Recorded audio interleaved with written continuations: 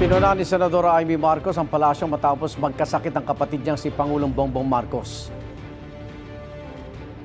Ay, nagkasakit na nga si Bongbong, pambihira talaga. Wala kasing nag-aalaga sa kanya. Sino ba dyan sa nakapaligid sa palasyo, sa dinami-dami ninyo, ang talagang nagmamahal sa kapatid ko? Yan lang ang tanong ko. Dagdag na Senadora, dapat daw magpalakas muna si Pangulong Marcos at talikuran na ang anyay mga panggulo lang. Kung ano-ano raw ang ginagawa ng mga tinawag niyang feeling presidente sa palasyo. Noong nakaraang linggo, na ospital si Pangulong Marcos dahil sa diverticulitis o pamamaga ng bahagi ng large intestine ay sa palasyo. Maayos na raw ang kondisyon ng Pangulo. Sagot naman ng palasyo sa pahayag ng Senadora, huwag gawing biro ang kalusugan ng presidente. Totoong pagkalinga raw ang kailangan ng taong may karamdaman. Huwag daw sanang magpaka-plastic sa mata ng nakararami.